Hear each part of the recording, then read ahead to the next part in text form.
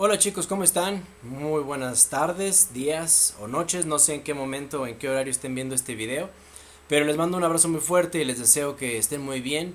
Ya una semana después de que no nos pudimos ver, pues ya estamos aquí de regreso y espero que este video sea no solamente de su agrado, sino que realmente sea muy enriquecedor respecto al tema de esta semana y de la semana pasada. Estuvimos hablando o ya estuvieron ustedes leyendo algo de lo que sería la estructura dramática.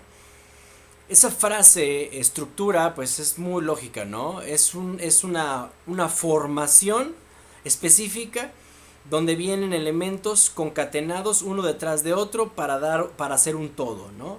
Esta estructura dramática le va a dar una facilidad al guionista para poder estructurar, como bien dice la palabra, para poder formar o acomodar, es la palabra más mundana, acomodar las cosas de acuerdo a lo que la historia pide, ¿no? O exige en ese momento.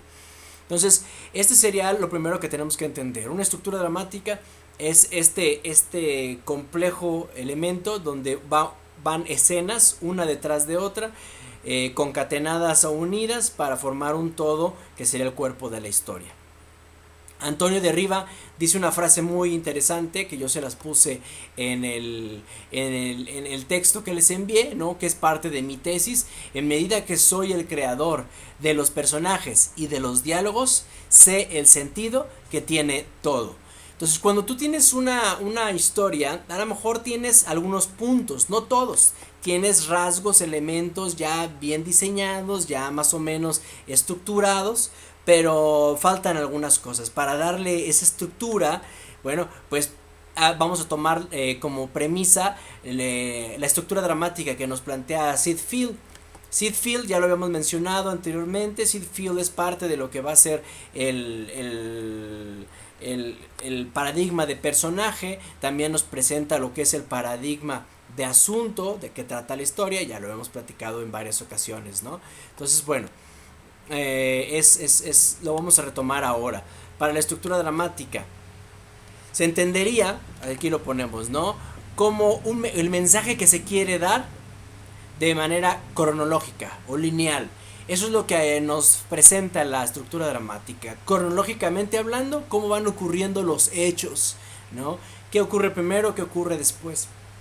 Y usted me puede decir, profe, pero hay algunos autores, incluso algunos cineastas que no hacen eso, ¿no? Juegan con la cronología, ¿no? Con el tiempo lógico o lineal que debe de tener una historia. Sí, uno de ellos, por ejemplo, es Alejandro González Iñárritu, en películas como Amores Perros, 21 gramos, Babel. La cronología o el tiempo en el que se cuenta la historia está todo fragmentado, vamos a decirlo así de manera mundana, va revuelto.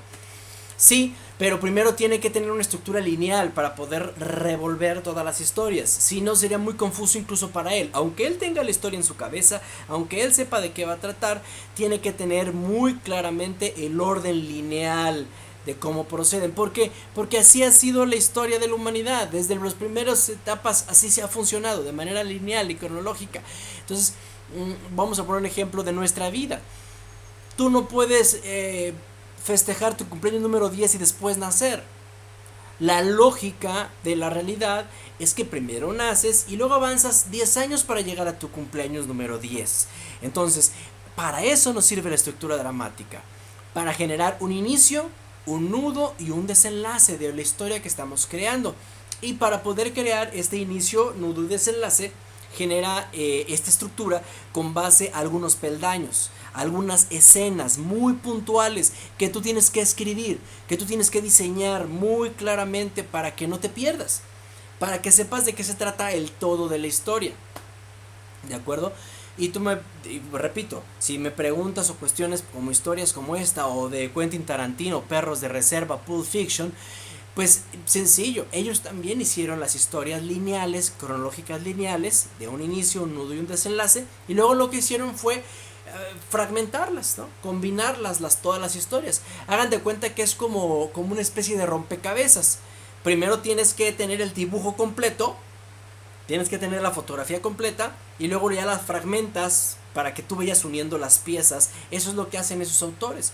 Lo que vamos a hacer primero ahorita es hacer el dibujo completo, hacer la pintura completa, para si después tú quieres, ¿no? Puedes fragmentarla como tú desees, pero primero hay que conocer el todo, la historia completa. Entonces, esta estructura dramática va a tener estas escenas puntuales. Estas escenas puntuales vamos a numerarlas. Son 1, 2, 3, 4, 5, 6, 7 escenas. 7 o 9 escenas puntuales junto con los puentes. 9 escenas puntuales junto con los puentes que vamos a mencionar a continuación.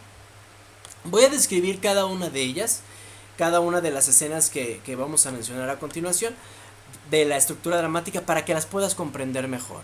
Entonces, la primera escena, son 9. La primera escena que vamos a crear, que vamos a diseñar, que vamos a escribir, se le conoce como el hook. ¿Qué es un hook? Hook en español significa garfio. ¿Qué es un garfio? Es un gancho, ¿no? Es un elemento que va a enganchar completamente a la audiencia para que se queden viendo lo que estamos presentando a continuación. El hook en todas las películas, en todas las series, en todos los libros está al inicio. ¿Por qué está al inicio? Porque queremos que se queden a leer, porque queremos que se queden a ver el resto de la película, porque queremos que se queden a ver el resto de la serie. Entonces el hook es esa escena inicial en donde enganchamos a la audiencia. ¿Y qué más va a aparecer? En esta escena inicial damos pauta y pistas de quiénes van a ser los personajes principales, ¿se acuerdan? Y cuáles van a ser las acciones que tendrán estos personajes principales para resolver su necesidad básica. Eso es el hook. Repito, el hook es una escena inicial en donde aparecen los personajes principales, o quiénes pueden ser los personajes principales y qué acciones pueden tener para resolver sus necesidades. En esta primera escena también planteamos lugares y tiempos en donde se va a desarrollar toda nuestra historia. Ese es el hook. Es una escena extremadamente llamativa, es una escena que tiene que enganchar, tiene que tener dramatismo, tiene que tener muchas acciones, ya sea emocionales o físicas, por parte de los personajes, para que la gente quiera seguirlos viendo. Entonces,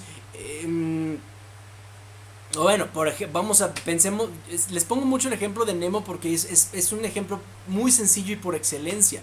En la primera escena, pues es donde vemos a Marley con su esposa y sus pequeñitos, ¿no? Que lo están cuidando, y de repente vemos cómo pierde a prácticamente todos. En Matrix vemos una escena de un despliegue de acción física increíble al principio, donde Trinity es perseguida por los ¿cómo se llaman estos tipos? Los agentes, ¿no? Entonces ahí es donde vamos viendo, ¿no? Cómo va, de qué va a tratar la historia. Y es una escena muy llamativa, es una escena extremadamente espectacular. No solamente me refiero a las cuestiones físicas, sino también emocionales, que quieres que te quedes viendo lo demás, ¿no? Entonces, hay películas que comienzan lento, pero aún así en las primeras escenas ya nos van dando pautas de hacia dónde va la historia. Entonces ese hook es la primera escena que tú tienes que diseñar. Esta escena tú la vas a diseñar con tus personajes, con tus acciones, con todo lo que converge en ellos, y vas a tratar de plantear la forma en cómo quieres que la gente siga leyendo. ¿Cómo vas a engancharlos? ¿Cómo vas a lograr que se queden contigo? Siguiente escena que tienes que diseñar, escena número 2, se le conoce como la premisa básica. ¿Qué es la premisa básica? Es una escena en donde el personaje principal tiene lo que va a ser el primer contacto con lo que será el motivo principal del conflicto de la historia. Entonces, el primer contacto todavía no se enrola, todavía no tiene una pelea grande, todavía no tiene una dificultad muy grande, simplemente tiene el primer contacto con lo que va a ser, ¿no? El conflicto principal de la historia, o el motivo del conflicto principal de la historia. Entonces, si recuperamos, voy a hacer la estructura dramática completamente con la película de Nemo, y si me lo permiten también pues si no la han visto, vean la película de Matrix, ¿no? Yo creo que voy a utilizar estos ejemplos, ya he utilizado muchos otros de Disney, vale la pena hacerlo con este. ¿Cuál es la premisa básica en la película de Nemo? La premisa básica en la película de Nemo es cuando Nemo está muy contento porque va a ser su primer día de escuela. Quiere irse a la escuela.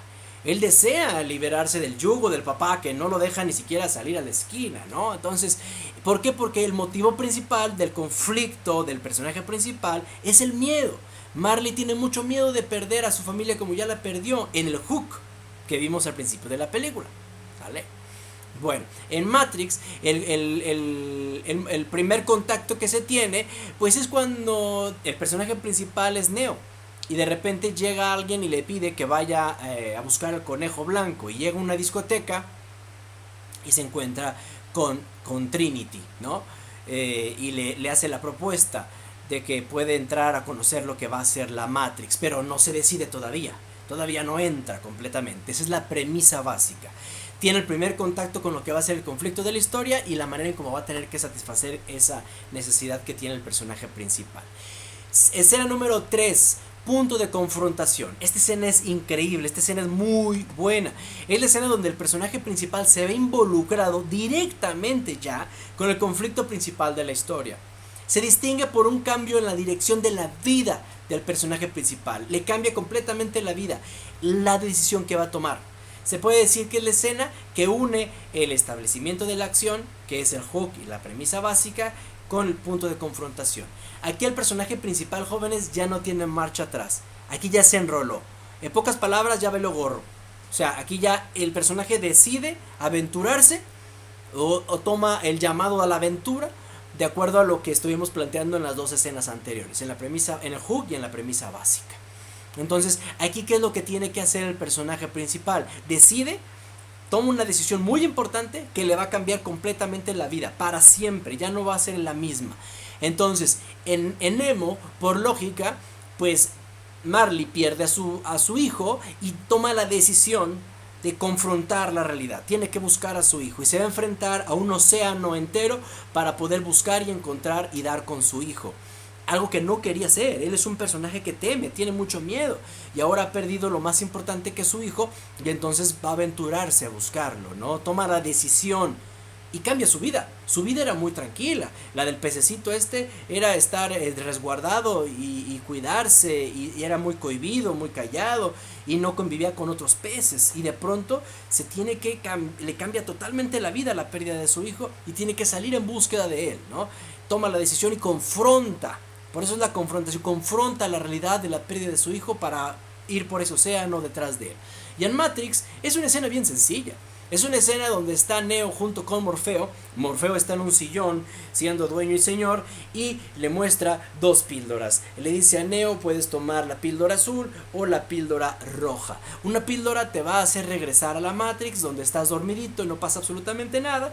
Y esta otra pastilla te va a hacer despertar y te vas a dar cuenta de la verdadera realidad en la que estamos viviendo en un mundo que está esclavizado por las máquinas. Ahí. Entonces, en ese punto, en ese momento donde Neo toma la decisión de tomar la pastilla roja, ahí es el punto de confrontación. Su vida va a cambiar, ya no va a volver a la Matrix, va a estar en un mundo donde él está despierto completamente y se da cuenta de la revolución que ocurrió y de cómo está en un mundo postapocalíptico donde las máquinas dominan a los hombres y los tienen entumidos para tomar su energía vital. Punto, ahí está el punto de confrontación. Neo decide, Marlin decide. Tu personaje principal va a decidir algo que es lo que le va a cambiar la vida y que está basado en su necesidad principal. ¿De acuerdo? Siguiente punto es el punto intermedio y los puentes. ¿A qué nos referimos con los puentes? Los puentes son escenas pequeñitas que van ligando un punto con otro, ¿no? Un punto que es el punto de confrontación con el punto intermedio. Aquí lo vamos a mencionar, creo que ustedes ya lo leyeron claramente, pero de aún así le voy a dar lectura. El punto intermedio y los puentes, que serán ya otras 3 escenas más, son parte de la etapa de confrontación. La función del punto intermedio es conectar las dos mitades de la historia, la primera y la segunda, ¿no? Donde vemos el punto de confrontación, el punto intermedio, y después del punto intermedio lo que será el punto de resolución. Entonces, en este punto, aquí es donde vamos a ver los problemas más grandes, las dificultades o vicisitudes más terribles. En Nemo, por ejemplo, vamos a ver las escenas, las divertidas o dramáticas escenas donde vemos que encuentran el primer puente va a ser unos tiburoncitos que dice que los peces son amigos, no comida. Luego vamos a ver cómo se encuentran con unas tortugas. Luego vamos a ver cómo se pierden entre unas medusas, ¿no? Se fijan cómo es el punto intermedio. Aquí ya decidió y está teniendo muchos problemas para resolver su necesidad básica, que es encontrar a su hijo y soltar sus miedos. Después, en Matrix, por ejemplo, vamos a ver todas las enseñanzas que tiene Morfeo para Neo y encontrar su verdadero camino como el elegido, ¿no? En esta película, en este ser. Vemos escenas donde están peleando, vemos escenas donde le muestra quién es la pitonisa, que va a ser la que va a mostrarle el destino que tiene la humanidad a Neo. Aunque sea el elegido, tiene que tomar un camino, ¿no? Una decisión muy importante Neo. Y ahí está, ¿no? Esos serían los puntos, el punto intermedio y los puentes. Esas escenitas pequeñitas que conectan las escenas iniciales de confrontación y las escenas finales de la resolución. ¿Cómo va a solucionar el problema nuestro personaje principal? ¿De acuerdo? Bueno, después de las escenas de los punto intermedio y los puentes, viene el punto de resolución. La palabra lo dice. Esta escena es donde el personaje principal encuentra la manera de resolver el conflicto de la historia. Sin embargo, es una escena donde no resuelve definitivamente lo que sucede, ¿no? El problema de la historia. Sabe cómo resolverla, pero no la resuelve completamente. ¿De acuerdo? Entonces, en el punto de resolución, en Nemo, por ejemplo, ya estamos acercándonos a la segunda etapa y casi al final de la película o de la historia. En este punto de resolución, Marley empieza a darse cuenta de que tiene que soltar a su hijo. ¿Cuál es la escena? Es una escena muy difícil. Es una escena en donde Marley se da cuenta de que su hijo a lo mejor ha muerto. No sé si recuerdan que hay una personaje que es una niña donde está en la escena del dentista. Y hay una niña que juega mucho con los peces y juega a dañarlos, ¿no? Y los lastima mucho. Entonces de repente sacude una bolsa y parece que Nemo está muerto. Y su papá lo ve. Y en ese punto se da cuenta de que a lo mejor su hijo ha muerto y llegó demasiado tarde. Ahí, en ese punto de resolución, él se da cuenta de que a lo mejor el conflicto más grande es aprender a soltar. Aprender a decir adiós, ¿no? Y a seguir avanzando con su vida. Aprender a soltar, literalmente. Esa es la escena de resolución. No se acaba ahí la historia. Simplemente nos da una pauta. A lo mejor así lo puede resolver. Soltando puede resolver sus miedos, Marley. Y en contraparte, en la película de Matrix, nuestro personaje principal, que es Neo, tiene que creer. ¿Cuál es el punto de resolución? Los agentes atrapan a Morfeo y lo están torturando para que les diga dónde se encuentra esta famosa ciudad donde está el último vestigio de la humanidad.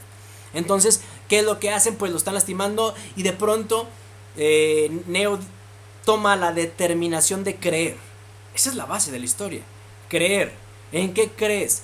Y Neo cree en sí mismo y cree en la pitonisa y cree en que él puede llegar, a lo mejor no a ser el elegido, pero que puede salvar a su amigo o su mentor Morfeo. Es una escena muy interesante donde de repente regresa y va a entrar a la Matrix y se ve como filas de armas se ponen frente a él, ¿no? Y Trinity le dice, ¿a dónde vas? Y dice, pues voy a la Matrix, voy a salvar a Morfeo. Y Trinity le dice, pues yo también voy, pues ¿qué crees que qué o qué, no? Y entonces ahí están. Esa escena, ahí se da cuenta de que a lo mejor esa puede ser la solución. Avanzamos, el clímax. El clímax es una de las escenas más interesantes y polémicas de la historia, no solamente de la literatura, del cine, de las series de televisión o las radionovelas, de todo. El clímax es la parte más importante. De hecho, muchos guionistas dicen que el clímax es la historia. Sin un buen clímax, las historias son olvidables. De verdad, a nadie le gusta una historia donde el clímax sea aburrido o sea predecible. ¿Qué va a pasar aquí?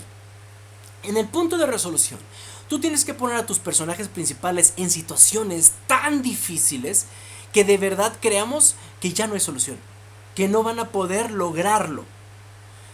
Por eso personajes como Superman son tan complicados de escribir, porque Superman es Superman, él puede hacer todo, ¿me explico? Y entonces no hay circunstancias tan complejas que eviten que él amerite verse en el riesgo de no ganar. ¿Me explico? Porque es Superman. Entonces, por eso ocupamos un villano a la altura. Por eso ocupamos un conflicto muy grande, un conflicto fuerte, poderoso, que sea incisivo, perspicaz. Por eso yo les decía que tienen que escribir las biografías de todos, incluyendo al villano o al antagonista. Porque si no tenemos un antagonista a la altura, el clímax va a ser predecible. El héroe va a ganar, ¿no? El personaje principal lo va a lograr sin mucho problema. Entonces ahí es donde tendríamos que pensarle, ¿no? En estas escenas tenemos que estar al borde de la butaca o al borde del asiento de tu casa y decir, ¿lo va a lograr? ¿En serio puede? ¿Cómo va a salir de esto? Por eso películas como The Dark Knight o El Caballero de la Noche de Christopher Nolan son tan procuradas. Porque hay momentos donde dices, ¿de verdad Batman va a lograr ganarle al villano? En este caso al Joker, ¿no? En este punto, los clímax o el clímax que escribimos que escribieron para la película de Nemo es muy sencillo. Es una escena en donde hay una red que atrapa a muchísimas sardinas y de pronto Nemo se encuentra atrapado entre las sardinas y vimos al principio de la película cómo las sardinas hacen figuras, hacen formas, incluso se mofan y se burlan de Marley. Y entonces, Marlene dice una frase muy interesante. No, dice, escapa de ahí, sal de ahí, ¿no? Libérate. Porque puede salirse Nemo, porque es muy pequeñito, puede liberarse de la red. Pero Nemo le dice que no. Nemo le dice que confía en él. Confía en mí, le dice a su papá. Y entonces su papá le dice, no, porque no quiero perderte otra vez. Y Nemo le dice, confía en mí, yo sé hacer esto, confía en mí. Y en ese momento vemos una escena sencillita donde Marley suelta la aleta de Nemo y confía en él. Ese es el clímax. No es la escena dramática de las sardinas y que caen y demás. Y no. Es ese punto pequeñito, tan sencillo, donde mostramos que ese era el problema de Marley. No sabía soltar. Sus miedos eran tan grandes. Y en ese punto suelta la aleta de su hijo. Y su hijo, con toda la sabiduría que ha tenido a lo largo de la historia, aprende a que las sardinas se saben generan mucha uniformidad y se liberan todos, ¿no? En la película de Matrix es cuando está en la última pelea que tiene Neo junto con el agente Smith. El agente Smith lo va persiguiendo, llega hasta un departamento para lograr escapar. No lo logra, el agente Smith le dispara y lo mata en la Matrix. En la Matrix, no en la realidad. Entonces, Trinity, obviamente el cuerpo, si muere el cerebro o muere la mente, muere el cuerpo, ¿no? Trinity está sosteniendo el cuerpo de Neo y le dice que no puede morir, que él es el elegido. Y ella sabe que él es el elegido porque está enamorada de él. En ese punto, no solamente se separa la mente del cuerpo, Neo no solamente cree que él puede ser el elegido, sino que simplemente se acompaña de la idea de Trinity, se dan un beso muy dramático, no muy romántico, estos dos personajes, y entonces Neo resucita. No es una resurrección tal cual, simplemente el personaje en la realidad virtual que es la Matrix revive, ¿no? Y él comienza a creer, se da cuenta y observa que no es una realidad, que todos son dígitos, son un código binario, porque están dentro de una computadora, y se da cuenta que puede hacer lo que quiera, porque ahora cree, así de fácil. Entonces, esas escenas son las que tú tienes que desarrollar. No son escenas muy largas, son escenas muy cortas, no máximo de 3 minutos. Esos son los clímax verdaderos, ¿no? Buenos clímax. Aquí yo lo escribo, yo se los ponía. El clímax es la escena donde se resuelve definitivamente el conflicto de la historia. Debe ser la escena más emocionante. ¿Cómo vas a hacerla emocionante? Generando un escenario donde realmente sea muy difícil para tu personaje principal resolver su problemática. Hasta este momento la audiencia aún no tiene la incertidumbre de la solución definitiva, si el guión está bien estructurado, claro. Y por último, el epílogo. Esta es la última escena. El epílogo es la escena que precede al clímax. Es una escena que nos muestra nuevamente al personaje principal sin conflicto y simula el principio de la historia. Recordamos las dos películas con las que hemos trabajado. De tarea les voy a pedir que las vean las dos películas y comparen los puntos que acabamos de ver de la estructura dramática. Primera epílogo, el epílogo de la película de Nemo, pues es obviamente cuando Marley despierta a Nemo y le dice que se tiene que ir a la escuela. Comparamos la escena inicial, en la premisa básica con el epílogo, y pues es totalmente distinto. En la premisa básica, Marley no quiere dejar ir a Nemo, y ahora en el epílogo es Marley el que despierta a Nemo para que se vaya a la escuela y termina hasta contando chistes, ¿no? Cuando al principio ni le salían. Y en el epílogo de Matrix, pues es cuando Neo está haciendo una llamada dentro de la Matrix para despertar a más personas de este mundo virtual, e incluso se retira volando. ¿Por qué? Porque se da cuenta de que cuando él cree, él puede hacer lo que quiera. Y ahí se acaban las dos historias. Jóvenes, de tarea, van a ver estas dos películas y van a ponerme, van a reflexionar en los puntos. Y después van a, de tarea, para la siguiente semana, supuestamente ustedes ya lo tuvieron que haber hecho con su novela. Para la siguiente semana van a hacerme la estructura dramática. Ustedes van a buscar la estructura dramática y me la van a escribir punto por punto, ¿no? De una película que a ustedes les guste. No hay problema. Una película, la que tú decidas, me vas a poner los puntos de la estructura dramática. La que tú quieras. Porque luego yo te voy a poner una película donde la cronología no es lineal. Tú la vas a tener que buscar y me vas a tener que poner los puntos específicos de la estructura dramática. ¿De acuerdo? Entonces, tarea, repito, van a reflexionar, van a ver las dos películas, Matrix y Buscando a Nemo. Y van a escribirme y me lo van a mandar a Classroom, la estructura dramática de una película que a ustedes les guste.